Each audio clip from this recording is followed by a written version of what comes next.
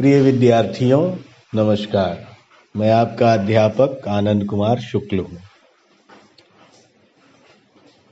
आज इस कक्षा में हम लोग लिंग निर्णय पढ़ेंगे। व्याकरण के अंतर्गत लिंग का निर्णय कैसे किया जाता है। लिंग को अंग्रेजी में कहेंगे जेंडर। अब मैं कुछ उदाहरणों के माध्यम से आपको समझाऊंगा कि यदि हम भाषा में लिंग निर्णय संबंधी गलती कर देते हैं तो हमारी वाणी कितनी हास्यास्पद हो जाती है।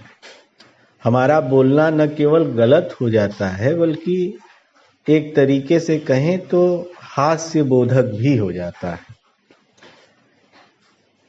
उदाहरण के लिए मैं कहूं कि मोहन एक लड़का है और मोहन पढ़ती है, या रमेश पढ़ती है और आपको पता है कि रमेश एक लड़का है, तो आप मेरे ऊपर हंसेंगे कि ये क्या कहा जा रहा है, रमेश पढ़ती है। गलत, ऐसे नहीं कहना चाहिए, रमेश पढ़ता है। इसी तरीके से मैं कहूं कि कोई लड़की है, उसका कुछ भी नाम मान लिया सुनीता है, तो मैं कहूं कि सुनीता खाना खाता है, तो आप फिर मेरे ऊपर हंसेंगे कि सुनीता खाना खाता है नहीं होगा, सुनीता खाना खाती है होगा, या सुनीता गाना गाती है होगा, सुनीता गाना गाता है नहीं होगा। तो यह जो निर्णय है कि कहां पर क्रिया का स्वरूप संज्ञा के हिसाब से बदल जाएगा, इसी निर्णय को व्याकरण में लिंग निर्णय कहते हैं। अब आप लोगों को कुछ बातें ध्यान में रखनी चाहिए। मैंने कुछ कक्षाओं में आपको बताया था, भाषा शास्त्रीय जब हम लोग सिद्धांतों की चर्चा कर रहे थे, कि भाषा एक तरीके से सामूहिक आभ्यंतरीकरण का माध्यम है। सामूहिकता में मान लिए गए तात्पर्य का संचयन है। जैसे आम का अर्थ आम इसलिए भी है क्योंकि सामूहिक तौर पर मान लिया गया है कि आम का अर्थ वह फल आम होगा जो हमारे दिमाग में है, जिसका एक खास तरीके का बिंब हमारे मस्तिष्क में प्रस्तुत है। लेकिन आम शब्द का एक अर्थ तो है नहीं, आम से तो और भी कई अर्थ हैं। एक ही भाषा में जब हम एक शब्द का उच्चारण करते हैं तो कई बार की बजाय कहें बहुधा, वह एक शब्द अनेकार्थी होता है। हम संदर्भ और प्रसंग के हिसाब से उस शब्द का अर्थ ग्रहण करते हैं। इसी तरीके से लिंग निर्णय में भी हम सामूहिक तौर पर मान लिए गए संकेतों या प्रतीकों का उपयोग करते हैं। उसमें माना गया है और बाद में चल करके जो कुछ माना गया है उसमें नियमों की खोज की गई है। आप लोग एक बात हमेशा ध्यान रखिएगा कि व्याकरण भाषा का अनुगामी है, भाषा व्याकरण की अनुगामी नहीं है। कोई कितना भी व्याकरण का दबाव बनाए, लेकिन यदि भाषा एक तरीके से बोली जाने लगे और सर्व स्वीकृत हो जाए तो आखिरकार व्याकरण को अपनी हठधर्मिता छोड़कर स्वयं को ही बदलना पड़ेगा। यह बहुत मूलभूत गुण है और बहुत मूलभूत संबंध है भाषा और व्याकरण के बीच में। अब हमने कहा कि लिंग निर्णय, तो जब हम लिंग निर्णय कहते हैं तो इसका तात्पर्य भाषा के ऐसे प्रावधानों से है जो कर्ता या जो संज्ञा है उसके स्त्री या पुरुष या निर्जीव होने से बदल से जाते हैं। अच्छा, एक बात आपको और भी ध्यान में रखनी है कई बार आप लोगों को हो सकता है आप ऐसी भाषाएं न जानते हो तो आपको यह बात थोड़ी हास्यास्पद भी लग सकती है, लेकिन दुनिया की कई भाषाओं में यह लिंग निर्णय की व्यवस्था नहीं है। और उससे भी आश्चर्यजनक है कि 75% भाषाओं में नहीं है, लगभग ऐसा माना जाता है। टोटल तो गिनना थोड़ा संभव नहीं है कि, और मुझे तो आती नहीं है ये भाषा, तो सारी विश्व की भाषा तो मैं दावे से नहीं कह सकता, लेकिन जैसा पुस्तकों में लिखा है उसके हिसाब से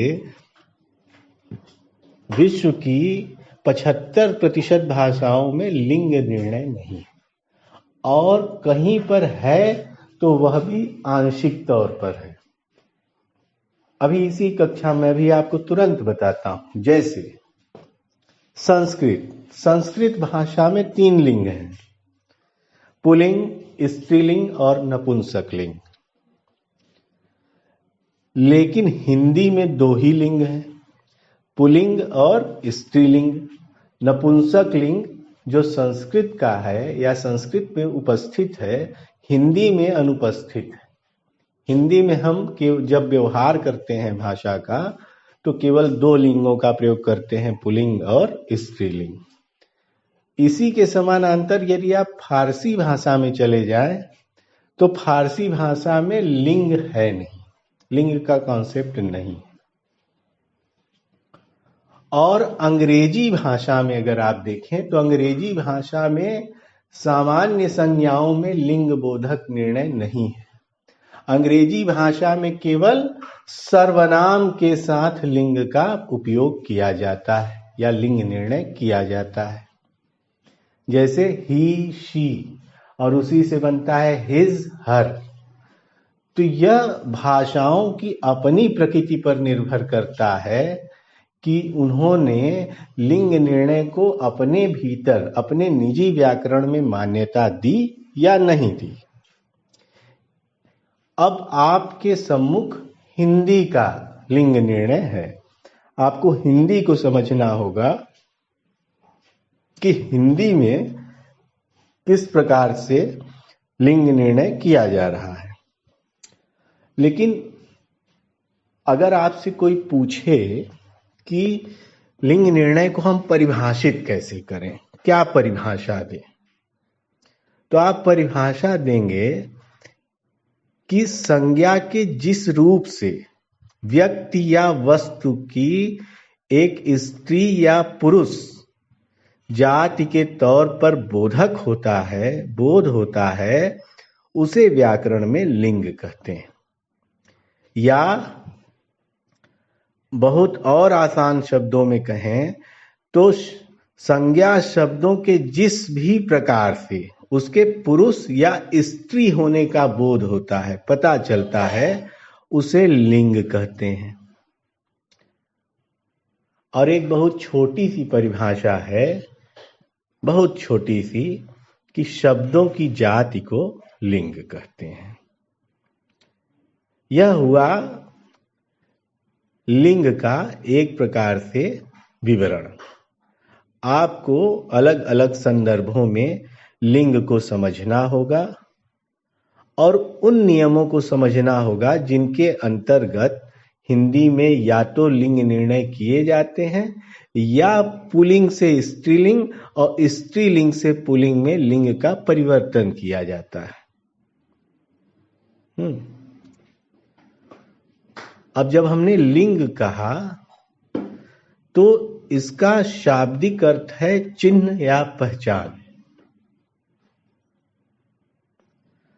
और इसमें हम विकारी शब्द के माध्यम से स्त्री या पुरुष जाति के होने का बोध प्राप्त करते हैं। अब हम अपने अध्ययन को पूरी तरीके से हिंदी भाषा पर केंद्रीकृत करते हैं। अपना ध्यान आप हिंदी भाषा के व्याकरण पर स्थापित कीजिए। मैंने अभी आपको बताया कि हिंदी भाषा में लिंग 2 प्रकार के होते हैं। उससे पहले बताया था कि संस्कृत में 3 प्रकार के होते हैं, पुल्लिंग, स्त्रीलिंग, नपुंसकलिंग। लेकिन जब हम हिंदी में लिंग निर्णय करते हैं तो हिंदी में पुल्लिंग माफी चाहूंगा, हिंदी में नपुंसक लिंग का लोप हो जाता है। हिंदी में केवल दो लिंग बचते हैं, पुल्लिंग और स्त्रीलिंग। पुल्लिंग क्या है? पुल्लिंग है कि जिसके द्वारा किसी विकारी शब्द में पुरुष जाति का ज्ञान हो या पुरुष जाति का बोध हो, जैसे गोविंद, रमेश। अब आप लोग ध्यान दीजिएगा कि कई बार नाम, वही नाम स्त्री का भी हो सकता है और वही नाम पुरुष का भी हो सकता है। मैंने जानबूझकर रमेश कहा क्योंकि मेरी जानकारी में रमेश और सुरेश, मैं इन दोनों नामों के लड़कों को भी जानता हूं और लड़कियों को भी जानता हूं। तो आपको व्यवहार में कहना होगा, जब आप लड़की रमेश के लिए कुछ कहें तो वहां पर आप स्त्रीलिंग का ही प्रयोग करेंगे। लोगों को शुरुआत में अटपटा लगेगा। अटपटा इसलिए लगेगा क्योंकि जन सामान्य के जेहन में रमेश नाम पुल्लिंग के तौर पर दर्ज है, लेकिन कई लोग रख देते हैं, और जब रख देते हैं अपने लड़की का नाम या अपनी बच्ची का नाम, तब वहां आपके लिए स्त्रीलिंग का व्यवहार अपरिहार्य हो जाता है, अनिवार्य हो जाता है। इसलिए कई बार व्याकरण व्यवहार में के जमीन पर पांव रखते ही, कई बार कहा जाता है कि व्याकरण व्यवहार की जमीन पर पांव रखते ही डगमगाने लगता है। तो उतना तो नहीं डगमगा रहा है, लेकिन यदि आपको व्यवहारतः पता है कि यह नाम एक स्त्री का है जो कि सामाजिक तौर पर पुरुष के तौर पर चिन्हित है या पुरुष के तौर पर मान्यता प्राप्त है, तब उस जानकारी के आधार पर आप वहां पुल्लिंग की बजाय स्त्रीलिंग का उपयोग करेंगे। और इसके बहुत भेद हैं, रंगों में भेद है। जैसे हम कहें काला, सफेद, तो ये सब पुल्लिंग है। कई रंग हैं जो स्त्रीलिंग में हैं। जैसे हम कहें काली, वहां बदल जा रहा है, और ये बदलाव कैसे हो रहा है उसकी चर्चा हम अभी आगे करेंगे। और इसी के साथ स्त्रीलिंग, यानी जिसके द्वारा किसी विकारी शब्द की स्त्री जाति का बोध हो, उसे स्त्रीलिंग कहेंगे। जैसे गीता, मैंने वहां अध्यापक कहा तो अध्यापिका। अब बदल कैसे रहा है ये अभी हम उसकी चर्चा करेंगे कि क में कैसे आकारांत लगा करके उसे स्त्रीलिंग बनाया गया, या काला, आ में कैसे ई की मात्रा लगा करके उसे काली किया गया और स्त्रीलिंग में परिवर्तित कर दिया गया। तो ये चीजें आपको अब हम धीरे से नियमों के अंतर्गत बताते हैं। लेकिन एक बात आपको हमेशा ध्यान रखनी होगी कि लिंग की पहचान का सबसे प्रमुख साधन है शब्दों का व्यवहार। व्यवहार में वह शब्द किस संदर्भ में प्रयुक्त होता है या प्रयुक्त हो रहा है, इसे आपको बहुत ही सजगता से समझना और सीखना होगा। हाँ,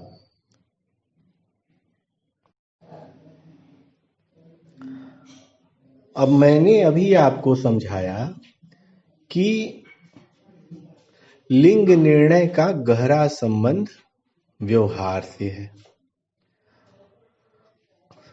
अब आपको यह ध्यान रखना होगा कि कुछ शब्द हमेशा पुल्लिंग रहेंगे, कुछ शब्द हमेशा स्त्रीलिंग रहेंगे, लेकिन उसके बावजूद ध्यान देना होगा कि यह जो हमेशा कहा जा रहा है कि हमेशा स्त्रीलिंग रहेंगे या हमेशा पुल्लिंग रहेंगे, वहां निर्णय परंपरा के अनुसार होता है, लेकिन उस परंपरा का व्यावहारिक खंडन भी होता है। जैसा अभी मैंने शुरुआत में ही बताया कि रमेश एक लड़की है, तो उसके लिए हम व्यवहार में किस तरीके से लिंग का उपयोग करेंगे। अब हम आते हैं, आप पहचान कैसे करेंगे। और यदि हम आपसे कहें कि आप लिंग का परिवर्तन करें स्त्री से पुल्लिंग करें या पुल्लिंग से स्त्रीलिंग करें, तो उसकी प्रक्रिया आप किस प्रकार से अपनाएंगे और किस प्रकार से आप बदलाव करेंगे। जैसे पुल्लिंग संज्ञा शब्दों की पहचान, क्या पहचान है? हम कहें कि इसमें आपको कुछ वर्गीकरण कर लेना चाहिए। वर्गीकरण मोटे तौर पर है और इसका स्वरूप सुविधा के तौर पर है। यह कोई बहुत जटिल या कठिन नियम, ठोस नियम नहीं है। आप अपने सुविधा के हिसाब से यह वर्गीकरण कर रहे हैं। जैसे हम कहें पुल्लिंग संज्ञा शब्दों की पहचान, तो पहला कोट ये आप कर ले प्राणीवाचक, दूसरा कर ले अप्राणीवाचक। तो जो पहला प्राणीवाचक पुल्लिंग संज्ञाएं हैं उसमें आएगा पुरुष, आदमी, मनुष्य। आप कहते हैं ना, मनुष्य शुरुआत से ही सामाजिक जीव रहा है या सामाजिक प्राणी रहा है। आप यह नहीं कहते ना कि मनुष्य स्वभाव से ही, शुरुआत से ही सामाजिक प्राणी रही है, नहीं, रहा है।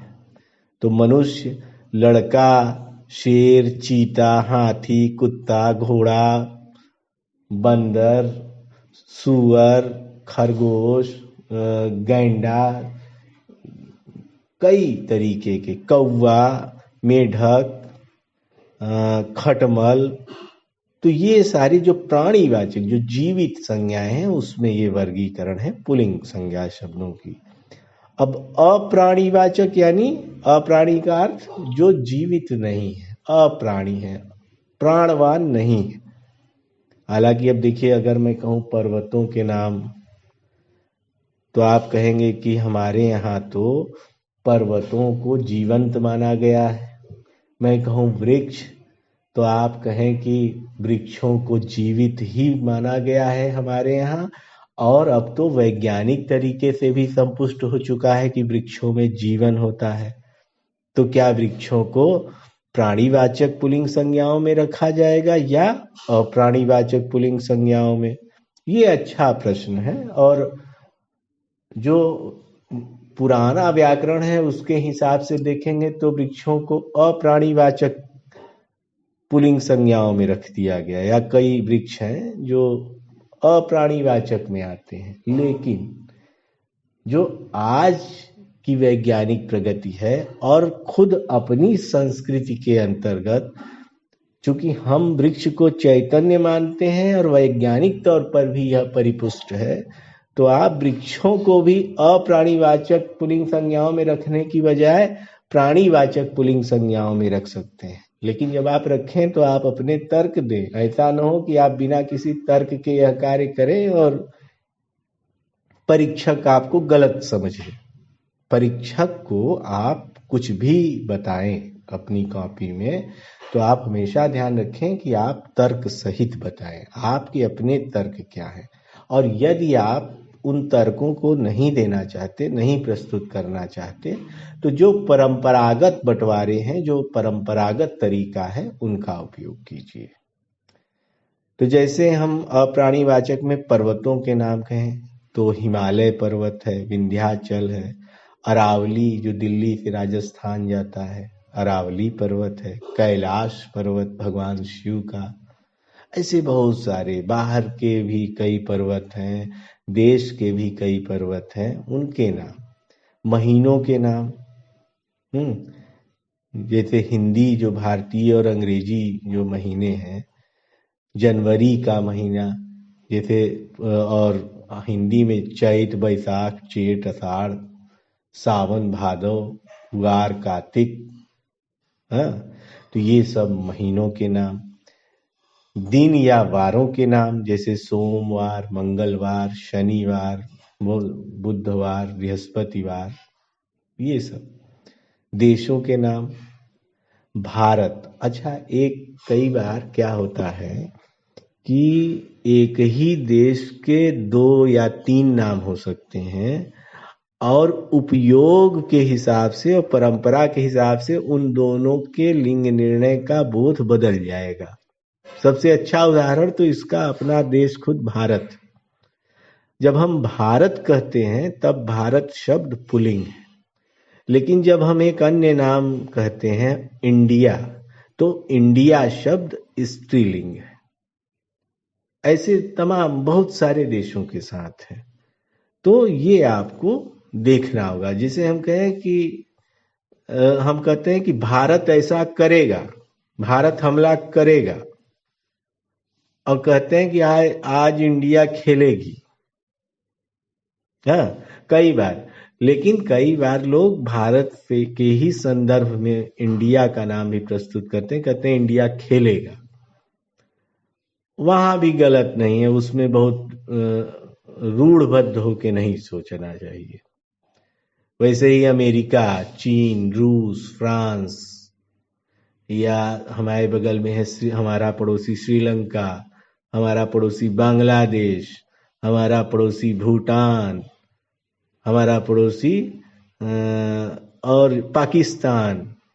तो ये सब जो है ये पुल्लिंग नामों के उदाहरण हैं। ऐसे ही अगर हम कहें जिसे धातुएं हैं, सोना, तांबा, पीतल, लोहा। ग्रहों के नाम हैं सूर्य, चंद्र, बुध, शुक्र, राहु, केतु, अरुण, वरुण। ये तो ग्रहों के सभी ग्रह के नाम पुल्लिंग हैं। अनाज है, चावल, गेहूं, बाजरा, जौ। अब उसमें कुछ अपवाद है।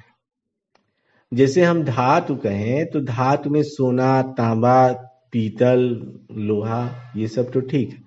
लेकिन जब हम चांदी कहेंगे तो चांदी क्या हो जाएगी? स्त्रीलिंग हो जाएगी। इसी तरीके से हम वृक्षों का नाम लें तो कहें नीम, बरगद, बबूल, आम, पीपल, अशोक, सब पुल्लिंग है। लेकिन हम कहें इमली तो इमली क्या होगी?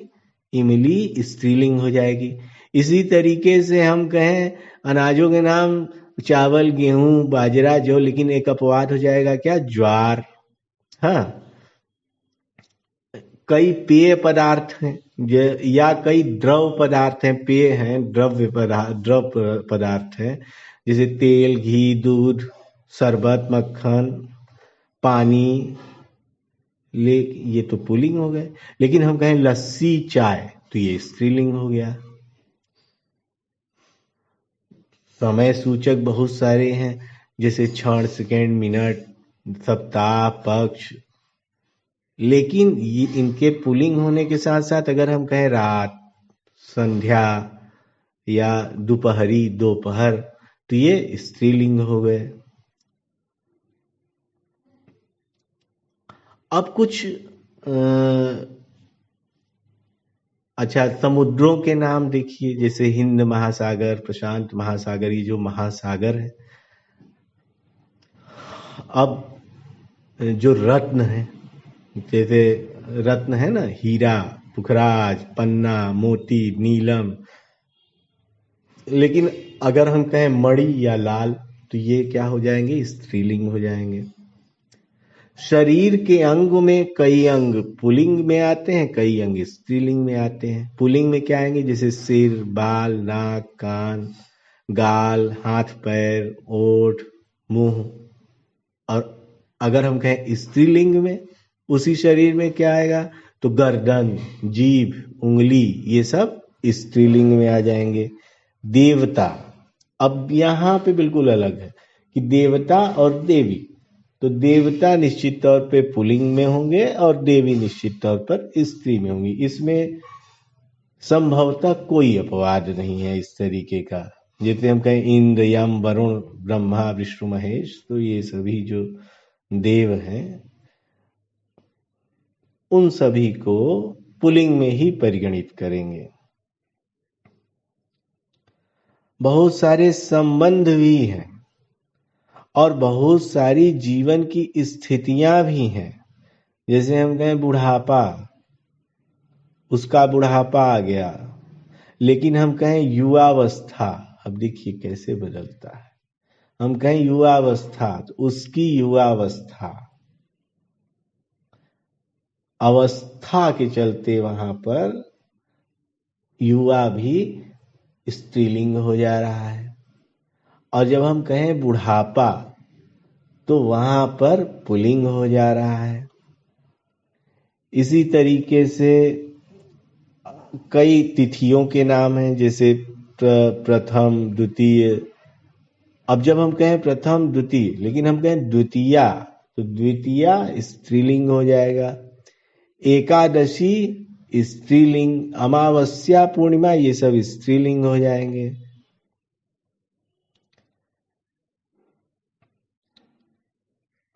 अच्छा, कई बार क्या होता है कि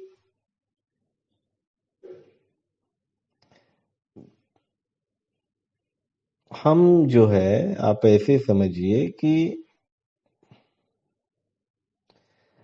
कई बार कहाँ से शब्द शुरू हो रहा है और कहाँ से शब्द अंत हो रहा है, उससे भी, या कई बार न कहें बल्कि बहुधा, उससे लिंग निर्णय होता है। जैसे अगर ख, ज, न, त्र ये अंत वाले शब्द हैं तो वहां आप बिल्कुल मान के चलें कि यहाँ पर आपको पुल्लिंग मिलेंगे, पुल्लिंग की प्राप्ति होगी। और कई बार जो शुरुआत है, जैसे क से ह तक का जो व्यंजन है, क, ख, ग, घ, अंग से ह तक, ये जो है ये भी पुल्लिंग है, लेकिन इसमें एक अपवाद है, ई, री।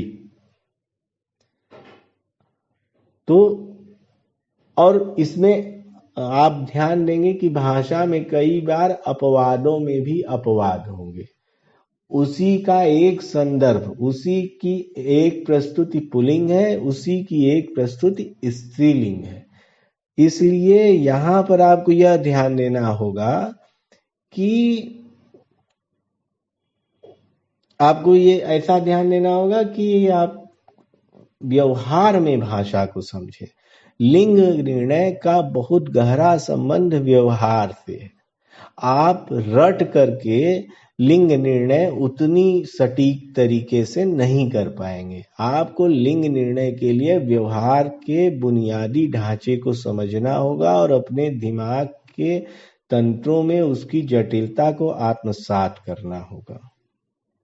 तभी आप पुल्लिंग और स्त्रीलिंग का यथोचित परिवर्तन देख पाएंगे, समझ पाएंगे। देखने में कई बार लगता है बहुत आसान है, लेकिन जो फंस जाता है तो उसके लिए यह निर्णय करना मुश्किल हो जाता है कि मैं सही था या गलत था।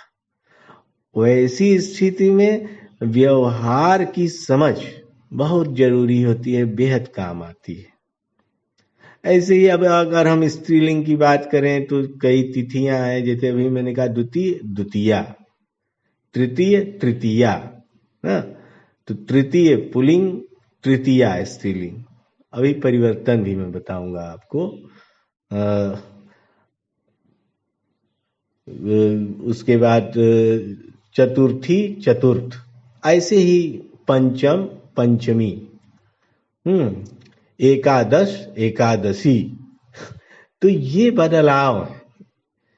जैसे भाषाओं के नाम है वो भी स्त्रीलिंग में बहुत ढेर सारे हैं। हिंदी, आपकी हिंदी कैसी है, मेरी अंग्रेजी अच्छी है, आप की उर्दू तो बहुत गजब की है, या कहें वह तो ये सब जो भाषाएं हैं, ये भाषाएं भी स्त्रीलिंग में आती हैं। लिपियों के ढेर सारे नाम जो हैं वो भी स्त्रीलिंग में हैं। लिपियां कौन सी? आप हिंदी किस लिपि में लिखते हैं? देवनागरी। अंग्रेजी किस में लिखते हैं? रोमन में। पंजाबी किस में लिखते हैं? गुरुमुखी में। और नस्तालीक के अलग अलग रूप हैं, अरबी, फारसी, यहाँ तक कि हमारी जो उर्दू है, जो देश की अपनी भाषा है, वह जिस नस्तालीक में लिखी जाती है वह भी उसी अरबी और फारसी का एक स्वरूप है। भाषाओं के साथ साथ बोलियां भी हैं, नदियां हैं, गंगा, गोदावरी, यमुना, ब्रह्मपुत्र नदी, ब्यास, ये सब गंडक नदी, ये सब जो है ये भी स्त्रीलिंग से आते हैं। नक्षत्रों के नाम बहुत सारे हैं।